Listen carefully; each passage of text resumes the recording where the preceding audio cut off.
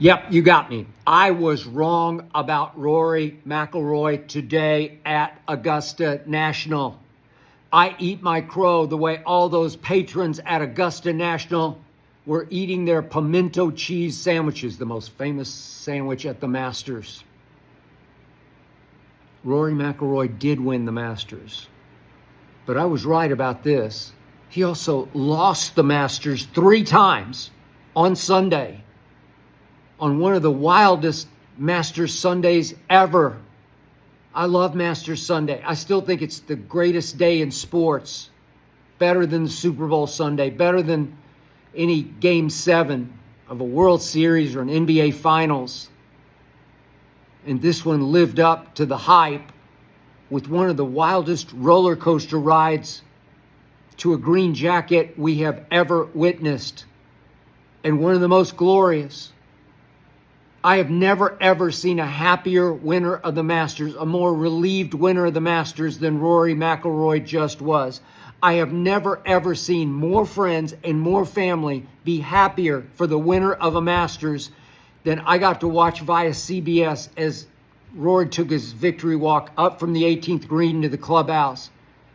How many people did he hug? 100? Felt like 200. I was happy for him. He's a really, really good guy. He's been the biggest live fighter of all, the live avenger for the PGA Tour. And he was paired with ultimate Mr. Live, Mr. Defector, Mr. Traitor, Bryson DeChambeau. Boy, was I wrong about Bryson DeChambeau. I thought he'd clutch up and out-clutch Rory. And I guess you could say he did in default, but Bryson just never could get anything going with the flat stick. He blew putt after putt by the hole. Then he made excuses. It was faster than he thought on Masters Sunday, slicker than he thought on Masters Sunday. But think about what Bryson DeChambeau didn't do, and think about what Rory did ultimately do. I have never seen anybody gag anymore while winning the Masters than Rory did today. Just choked his guts out. It started on number 1. You know what I'm talking about. This is the man who had the most pressure on him of any man who ever teed off on Sunday at Augusta National. He had a 2-shot lead on the first tee, and he was staring down Bryson DeChambeau and history. He had not won a major in 11 years. And this was probably going to be his best ever shot. He's 35 years of age, you never know. But at completing the career Grand Slam, becoming only the 6th man in golf history to complete the career Grand Slam. Not in a row, but career. But he hadn't won a major since 2014. The odds were stacked against him. The demons were stacked against him. Augusta National's ghosts were lined up against him. Because you know what happened back in 2011? He had a 4-shot lead. Then he had a 1-shot lead going to the back 9. And he triples 10 and bogeys 11 and doubles 12 and hits it in Rays Creek off the tee on 13. Ball game shot 80. 8 over par 80. A complete collapse. And the demons were beckoning him into the woods today to just lose himself, get lost in the woods again. Just absolute disaster, collapse was beckoning him. It gets creepy down there in those shadows, those towering Jack and the Beanstalk pines. I've been there. I covered 20 straight Masters. I know what it feels like. There's no greater pressure on an individual than there is on Masters Sunday. And never has there been more than there was on Rory today, time after time after time. Tiger Woods, you give him the positions that Rory was in his heyday, Tiger would have laid waste to that field. Tiger would have won by 8 or 10 shots today. Not Rory. You could bank on it. He was going to gag. And he gagged on number 1. He tried to blow it over the trap. Yesterday, Saturday, he hit the greatest Masters tee shot I've ever seen. He had just a baby hook over that trap, blew it out there 350 yards, left himself 56 yards to the green. That was Saturday. Today, he tried to do the same thing, didn't catch it clean, left it in the bunker, had to just basically just chip it out with a 60-degree wedge. And he doubles number one. Rory doubled number one today and lived to tell about it. Nobody had ever won the Masters making 4 double bogeys in the tournament, and Rory just did that because he had another one coming, as you well know. So what did he do after he double won? He had a poor shot, an approach shot on 2, but still managed to get it up and down for a par, and that was huge because then he birdies 3, sweet putt. What a beautiful, I think he had a 4-iron into 4. It's playing like 240 with some breeze. And he babied home the putt. He feathered it in the hole. How much has Brad Faxon changed Rory McIlroy's putting stroke? How much more sure does he look on the greens than he used to? Remember the little putt he missed against DeChambeau as he was trying to beat DeChambeau at Pinehurst in the U.S. Open as DeChambeau hit that incredibly clutch 50-yard bunker shot. Got it up and down from 50 yards at long bunker shot, the hardest shot in golf to win the U.S. Open. And I figured he'd do the same today, but he was never in position to do it because Rory just took the heart right out of him on 3 and 4, and all of a sudden he forged back into a 3-shot lead, and I thought it should be over there. But I know Rory. I don't trust Rory. I don't think he's a cold-blooded golf killer. I don't think he's even close to Tiger Woods or even to Scottie Scheffler when it comes to closing the deal. So he parred 5, he parred 6. Then we've got back-to-back drives on 7 and 8. He was losing his driver. He drove it poorly all day until it really, really mattered on 18 twice at the end of the tournament, especially on the playoff hole. Rory, who drives it this poorly and lives to tell about it on Masters Sunday? Nobody does. He's got one left in the trees on 7, and DeChambeau's right in the middle of the fairway and puts no pressure on him because he leaves it in the front bunker. What are you doing, Bryson DeChambeau? Bryson DeCham, S-H-A-M, bogey. He was a sham today, and he was Bryson DeChambeau today. So Rory could stand over there, got a grassy lie and sit off the pine needles. He had the ability to launch it up over the trees, and he hit a miraculous shot that somehow found the green, almost went in the hole on the fly, and he was able to 2-putt it down the hill for a par. What an escape that was. Then on 8, he thinks he's blowing over the right fairway bunker again, and he leaves it in the bunker. And what does DeChambeau do?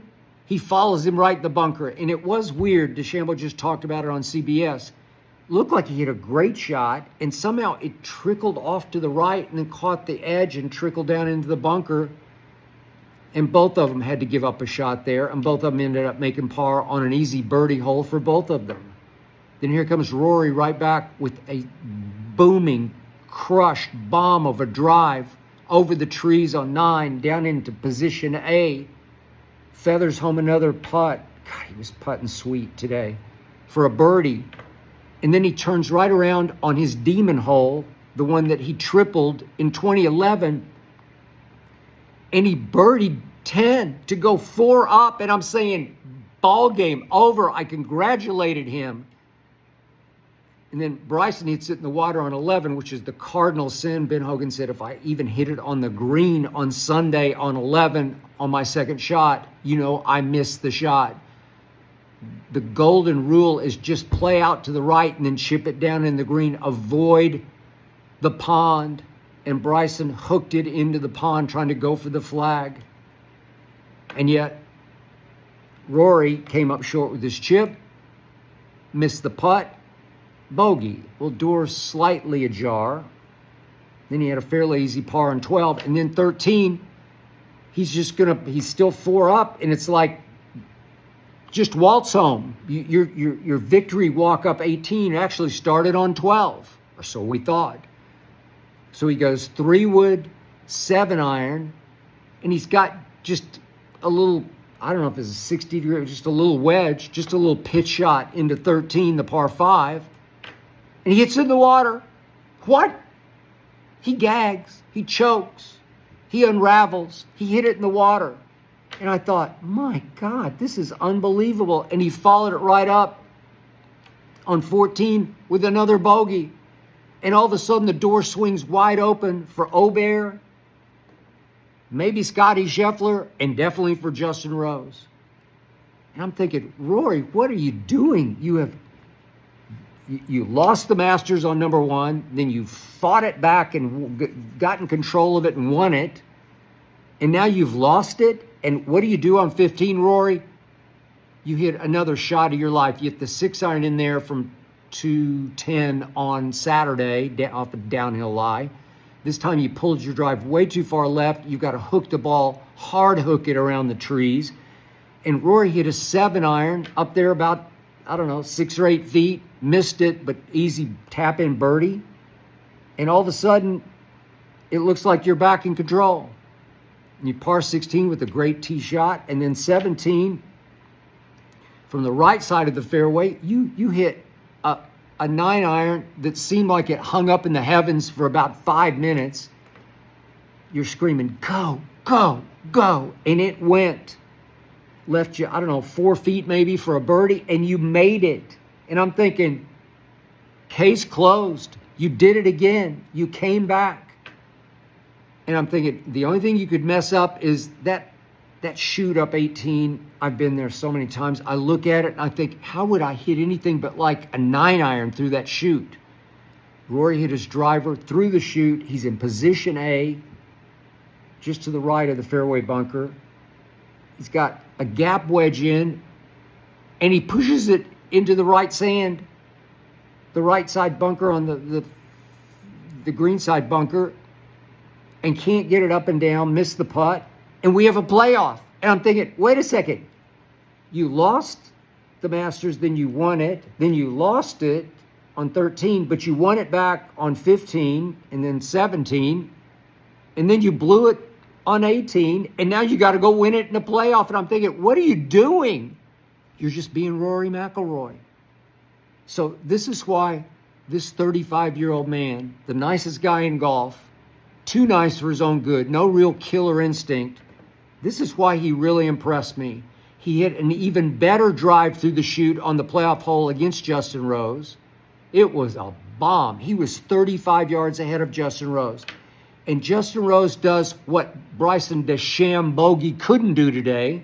Justin Rose, he almost jars it. Hits an 8-iron from 135. Just almost jars it. It almost flew in the hole. I mean, it hit inches away from the cup. And it didn't suck back enough. Left him, I don't know what it was, 12, 14 feet maybe, down the hill. It's a hard putt. He just made one for a big birdie, more from sideways on 18 in regulation. And yet, what did Rory McIlroy do? This is choke city. This is where your demons just get you around the throat and just strangle you.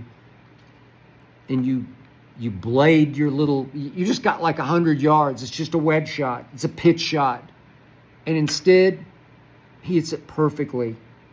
He overcame all of his own personal tragic history at Augusta National and hit it in there about 2.5 feet. I'm thinking, surely you can make this. And guess what? He did. Think about what Rory McIlroy overcame today to become only the 6th man to win the career, to complete the career Grand Slam. He overcame collapse. The old Rory, maybe pre-infant daughter, maybe it's his infant daughter who's really calmed him down, steadied him, focused him. Maybe he thinks, I got to do it for her. The old Rory would have just collapsed. The old Rory would have lost it. The old Rory would have unraveled and fallen to his knees in abject defeat. And this guy just kept coming back and regathering and saying, no, I refuse to quit. I've choked and I've choked and I've choked and I'm not going to choke again. He had 3 big chokes today until the playoff hole. I actually think Justin Rose was the happiest man on the planet for him because he said, as he told CBS, I just didn't want to be the villain. So Rory finally got a break because he didn't like playing with Bryson DeChambeau, because he doesn't like Bryson DeChambeau because he stands for live. He's the Jake Paul of golf. He's the social media magnate, the social media dynamo and influencer that Rory is not. Rory's just a really good guy.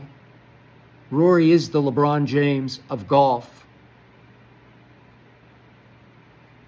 But as we've seen LeBron choke, LeBron will choke and just completely unravel. And in this case, Rory was better than LeBron. Rory overcame the LeBron in him today. And finally, in the end, actually showed just a couple of ounces of Jordan. He was actually Jordanesque on the 18th on the playoff hole, the second time he played it in a row. I'll give you Jordanesque today. He didn't just beat the field. He beat his own demons who were just roaring inside Rory all day long. I was impressed. I was happy for him. The world was happy for him.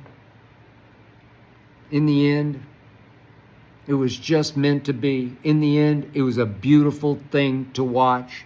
Congratulations to Rory McIlroy. Was I ever wrong?